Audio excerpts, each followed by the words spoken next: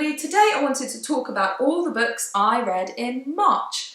As this video goes out, I think it will be the last day of March, but I'm not going to read another book. So I thought I'll film this. It's the Tuesday, the video is going to go up on the Wednesday. I've literally just picked up a new book, so I'm not going to read anymore. In March I read 6 books. I only actually physically have 2 of them to show you. So I keep looking down because they're down here. And I also have my Goodreads open because without a stack of books to kind of go through in order, I can't remember what I read and in what order. So that's why I keep looking down. So yeah, I have 2 books actually to show you. The others I read on Kindle or borrowed and things like that. So I'll put pictures of the covers here-ish so that you can see the covers, and I will put a list in the description, and I also always put a bookshop link so you can link through and look at the descriptions and things like that. But also, if you do make purchases through that link, just to let you know, I get a small commission because it's an affiliate link. That's at no extra cost to you, but just so that you know that that is an affiliate link below. So, the first book that I read this month was The Midnight Library. This was a book club read. This is the second book that we've read. It's a new little book club. It's very nice. And so we all decided that this was a book that we were interested in reading, and we all sort of just agree on our next read. So, and I was really pleased that we picked this because I've been wanting to read it for a while. I've seen it a lot on YouTube and on Instagram. And I also follow Matt Haig, the author, on Instagram. So I find his posts really interesting, and I was really interested to have a look at this book. So, The Midnight Library follows a character called Nora, trigger warning by the way for mental health and for suicide. So Nora is going through a really bad patch. She has lost her job, her cat has died, she's got a whole load of family stuff going on, there's things from her past that she has a lot of feelings about. She's just really feeling in a bad place, and she makes the decision to take her own life. And when she does that, she then sort of enters this library, which is kind of a place between life and death.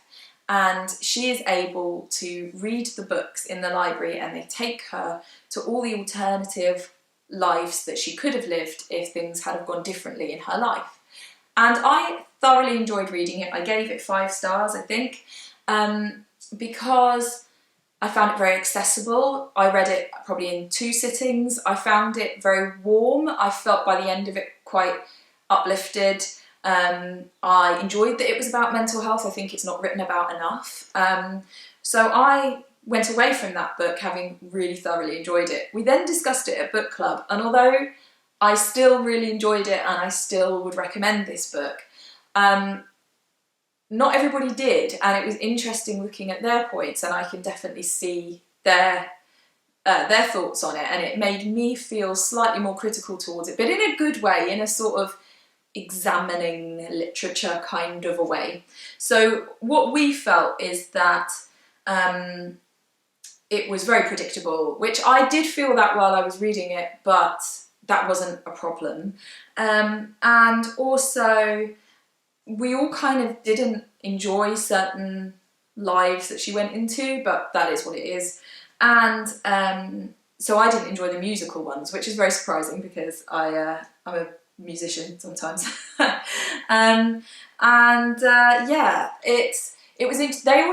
We felt as a whole that maybe if she hadn't have reached that very darkest place, and maybe if she was kind of struggling with depression, and then maybe an accident happened that took her into the library. The reason we felt that is, and I'd be really interested in what other people think, but that if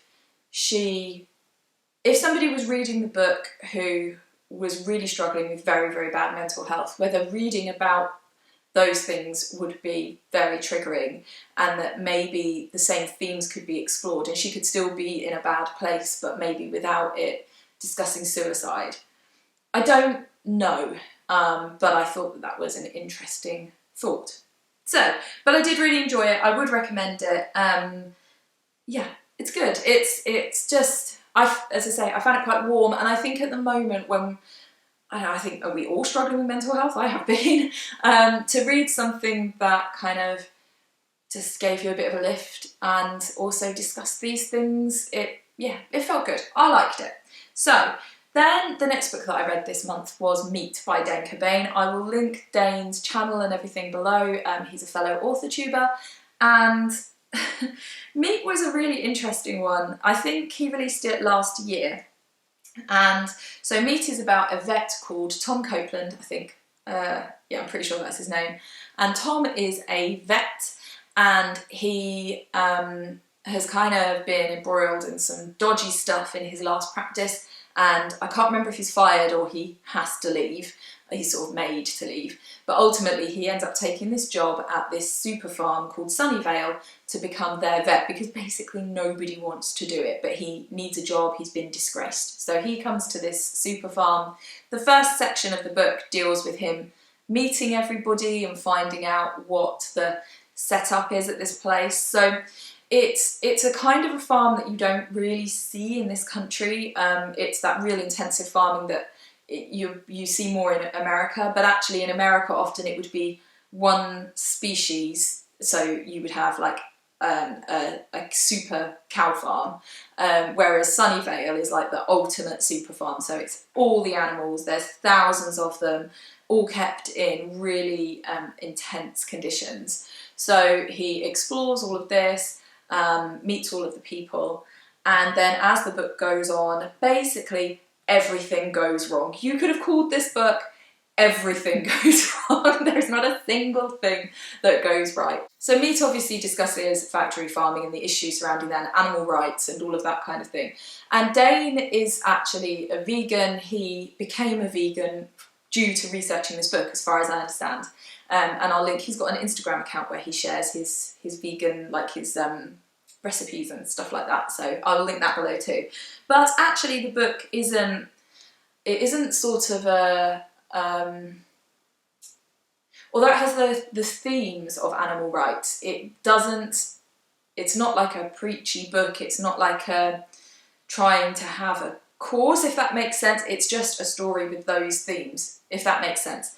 So it's really gory, and it reminded me of something like Shaun of the Dead, because it's so gross, and parts of it are really, really gross. But because it's written in quite a wry way, it's not a comedy, but it's got like that sort of British wry, not even humour, but just style, that means that it kind of takes away from the horror of it all in a way, and makes it quite, I don't know, I felt like it didn't bother me, whereas it would if it was something that was sort of meant to disgust and scared. Does that make any kind of sense? It just had that almost light-ish writing style, and there were parts of it that were quite humorous. So yeah, it's like a horror, but one that you can read without being... I don't read horror particularly, I find it just, it's not my thing, but this I had no problems with. I found that as it went on and it got more, everything got worse and worse and worse, it became almost comic in how bad everything had got.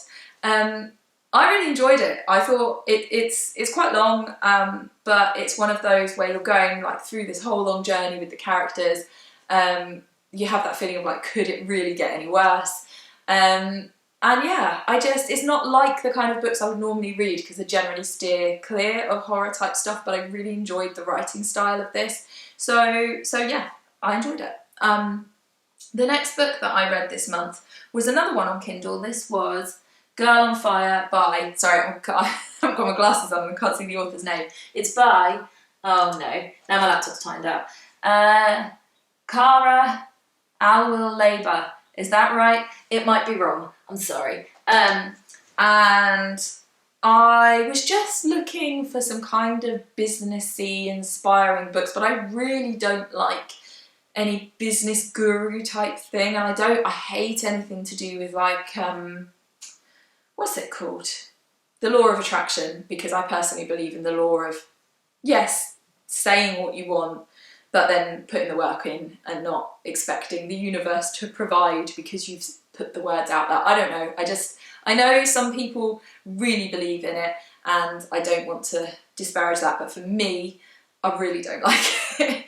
So that kind of thing is just not for me, but I wanted something, I didn't want to read about like how to do your taxes, but I wanted to read something kind of businessy and inspiring. Does that make sense? So last month I read Savvy's book, hashtag Savvy Business Owner, and I loved that. So I wanted something that had a similar feel to that book. So this one, I wasn't sure if it was going to end up being a bit too guru-ish for me, but it wasn't. And this book kind of looked at being who you are and being a business person, but within your own personality, your own, I don't know, I felt that for me, as somebody who's not like a super corporate person, and I really identified with that. And one part that I really enjoyed is she talked about social media and about portraying yourself and about the idea of having a niche, but saying that actually you can share all of the things about your life, which I do. I share pictures of nice beaches and days out and stuff, you know, just pictures of my day, my life. So yes, I could have an Instagram page or a YouTube channel that's just about books, but I am more than just books. And I want to bring my personality into what I do, and so that's why I found this book I really identified with it. It was a really quick read. I read it in maybe an hour or two. It's quite short, but I felt that it was one of those that I read and I felt really empowered by it, and I felt that the stuff that was said in it was just good sense. It wasn't like a how-to business kind of thing. Like I said, it's not like taxes and paperwork, but just in terms of believing in yourself. And it did make me feel more comfortable about the fact that I've always struggled my whole life with the fact that I am a jack of all trades.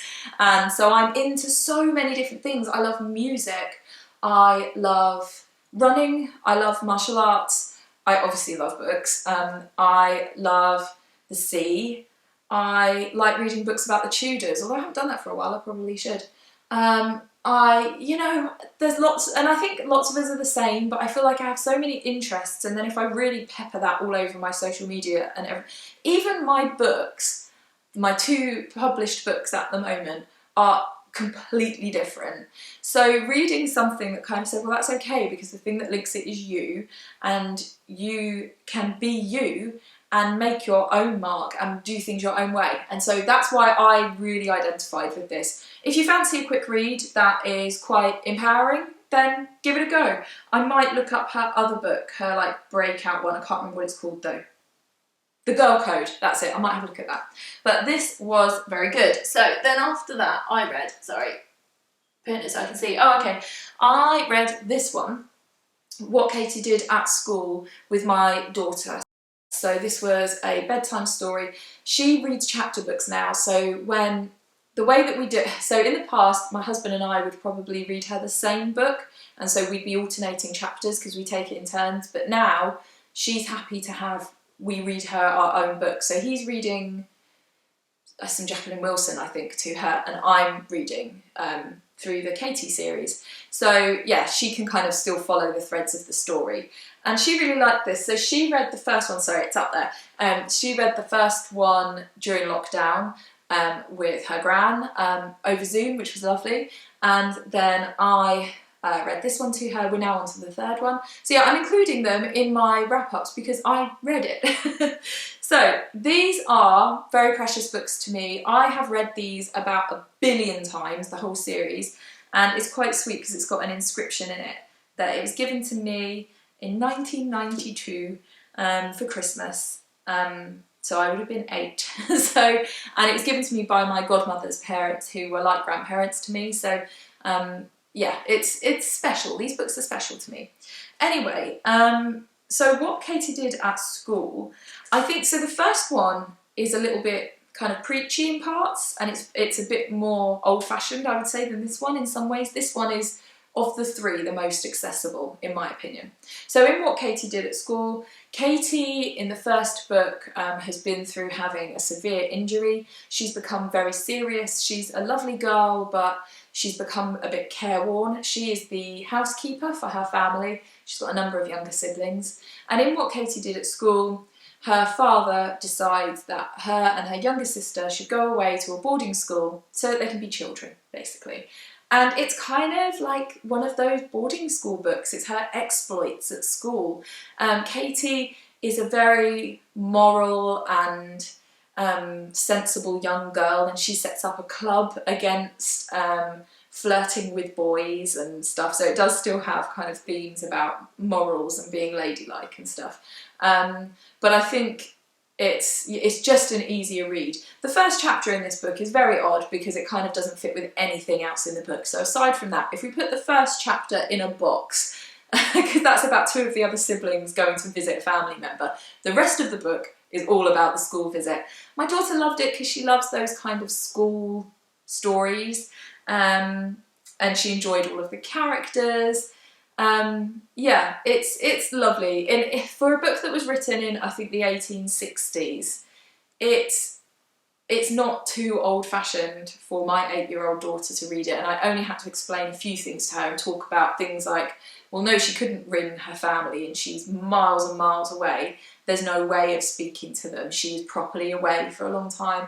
And then talking about things like the way that they dress, and we discussed the things around this flirting with boys thing, what it meant to be ladylike then, and about why even kind of talking to the boys was really frowned on. And sorry, my battery died. So yeah, anyway, it gave us lots of things to talk about, kind of cultural changes and stuff. So yeah, she enjoyed it, I enjoyed it. For me, it's very nostalgic because honestly, I used to just read the books on my bookcase over and over, and this series was a real frequent one for me. So yeah, the story is just so nostalgic. So then after that one, I read Plume by Wiles. I got this in a Box of Stories book box that my husband bought for me, which was really nice. So Plume it's about a guy called Jack who is a journalist.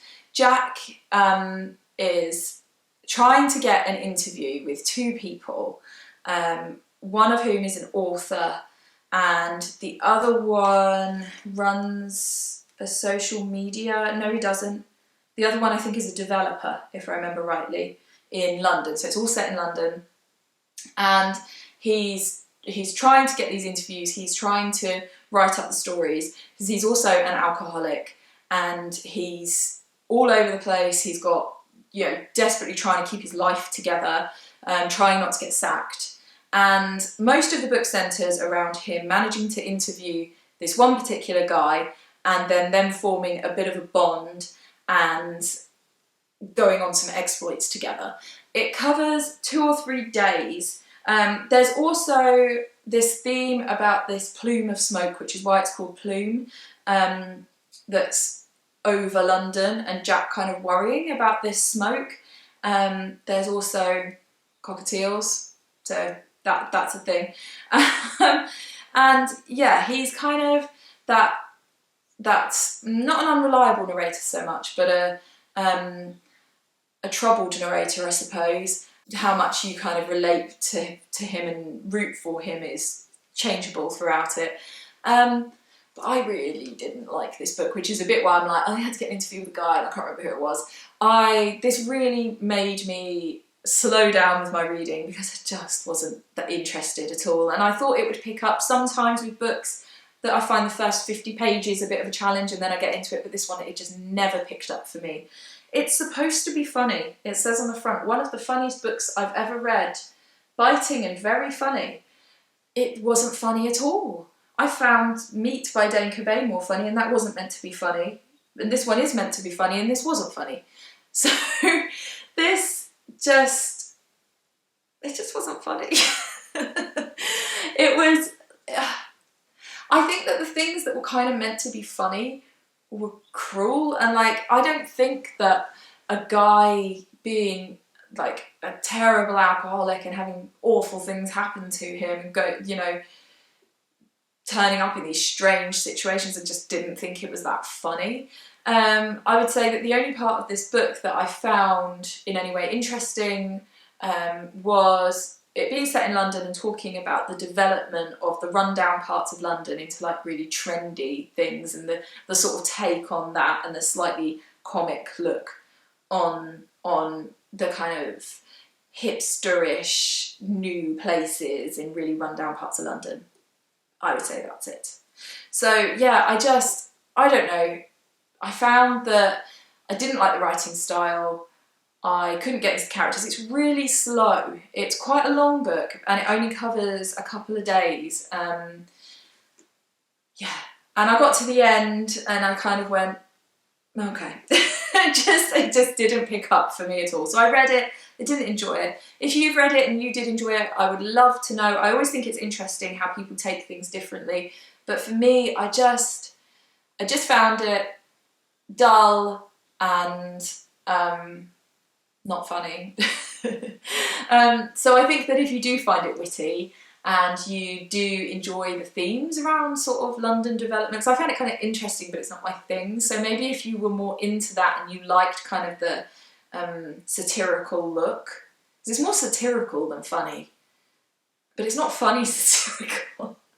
I don't know, it wasn't for me. I didn't like it, but there we are. So I read that, and then I read one more book this month, which I literally just finished yesterday, and that was Where the Crawdads Sang by, who is it by? Delia Owens, which again, I wanted to read for ages. I've seen it kind of going around the book clubs and the YouTube and the Instagram, and yeah, I was really interested, and this was our book club read that we're going to be discussing in a couple of weeks. I borrowed this off of somebody, so that's why I don't have it. And Where the Crawdads Sing,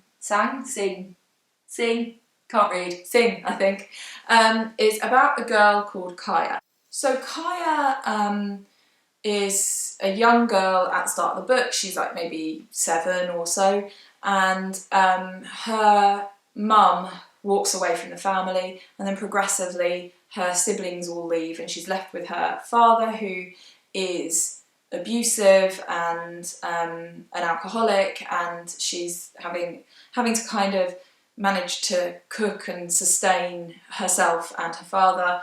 And then there's also the other side of the story is in the future, not in the future now, in the future from the in the future from the book. It's like the 60s, and the start of the book is in the 40s.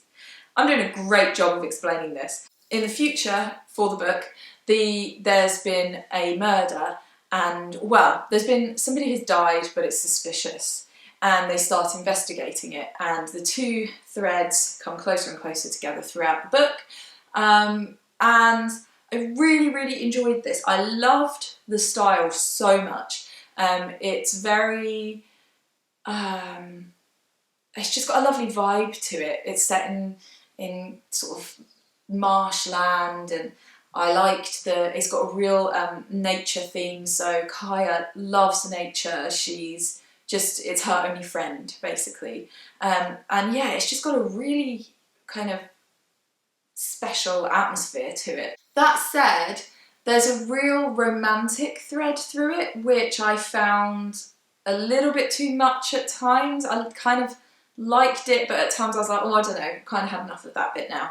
And I also found that the legal side of things felt like a jar. It felt like I think maybe I was just so embroiled in this natural world and this girl's isolated life and her, like, the community. I could have just happily read about her going and selling mussels to the local guy and going around on a boat for 1,000 pages, and I'd have been quite happy. So I think that was the problem.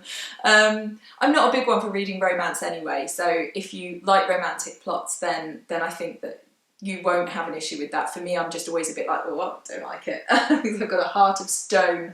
And yeah, I just felt like it was almost like a few different stories, but I really do think that was because I loved the vibe of it so much. So I still gave it 4 stars. When I say those things critically, I still really enjoyed those books. They just, for me, just slightly took away from it, but only a tiny bit. It's a really, really good book. I liked it. I just finished it yesterday, and I found like the first 50 pages, see, this was an example, the first 50 pages I kind of struggled, and then I was in and I just read it. So yeah, anyway. So that was a really good read to finish this month on. So, like I said, it's all linked below if you want to have a look at any of the information about the books that I've read. I would love to know what you've been reading lately, and also what you thought about any of these. Please do like if you enjoyed this video, and leave me a comment, like I said, about what you've been reading. And don't forget to subscribe for more bookish videos like this one. Take care.